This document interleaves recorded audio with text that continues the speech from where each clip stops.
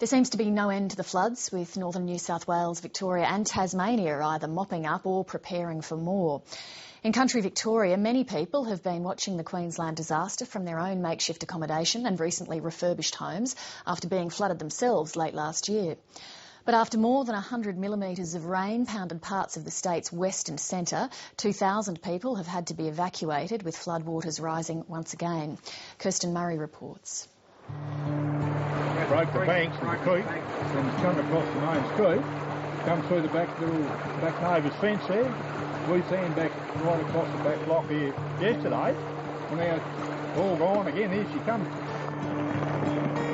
We've only just got back on our feet, and for it to happen, it's just going to break our family apart. Some people will never get back to normality. That's the sad thing, because quite frankly they've used all their savings. What do they do now? That's the dilemma that we're in. For the community of CRESWICK, just north of Ballarat, this is a familiar scene. It was only September when more than 100 homes and businesses here were last inundated with water. And after hours of sandbagging and packing up belongings, frustrations grew. We've just finished putting new carpets and painting it, so I've lost all that again. And presumably there'll be no insurance because it's flood, so I don't know if we'll be able to pay for it all again.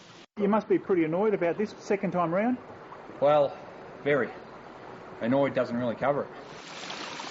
Residents say the local creek, still clogged with debris from the last flood, had nowhere else to flow. Breaking its banks this morning, streets and houses were quickly swamped and local fields turned to lakes. The lesson is maintain your waterways, maintain your creeks, and don't get bogged down with bureaucracy. Don't let the bureaucrats tell you that they're thinking about it and they'll have a meeting with you later. There have been similar problems further west in the small town of Natimuck, but here it's years of drought that's left the community ill-prepared for flood. Just wondering who's responsible for the clearing of the creek? This rain coming and the water that's already here, what can we do? I mean, it's coming. How about we make a time for an evening next week? We'll come back here and we'll have another meeting to discuss that. We need things happening tomorrow.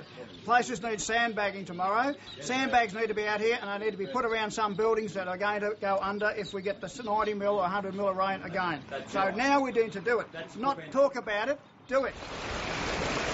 I suppose we have been caught out in one or two spots where we, in hindsight, we could have done it better. If we get a proper flood plan for Natimuck, that would be a big help. There is one for Horsham, but that needs to be updated. In other parts of the state, residents could only watch in disbelief as waters rose around their homes. There's now been 11 towns across central and western Victoria told to evacuate. We was in the 74 flood in Queensland. So it brings it all back? Mm-hmm. So I don't know where we're going to go. Wouldn't have a clue. No one said. For some, it came as a surprise. Stuck my foot over the other side of the bed and heard a slosh noise, and I thought, nah, that's not real crash hot, and got up and my whole house was full of water. I don't know how they cope with it down in Queensland though. Like, we've just got this, and down there it just must be horrible, really, really horrible. The worst is yet to come for towns like Rochester, 200 kilometres north of Melbourne, with the Campaspe River expected to peak later tonight. The event that we're likely to see this time will be larger than the December event. With a prediction like that, authorities weren't taking any chances and evacuated the caravan park. A lot of despair, you know. I mean, everyone's just trying to get as much up off the floor and off the ground as possible. We're trying to do the same thing, and when we've got to go, we've got to go. But for tonight, there'll at least be relief from the downpour, with rain expected to clear the state by morning.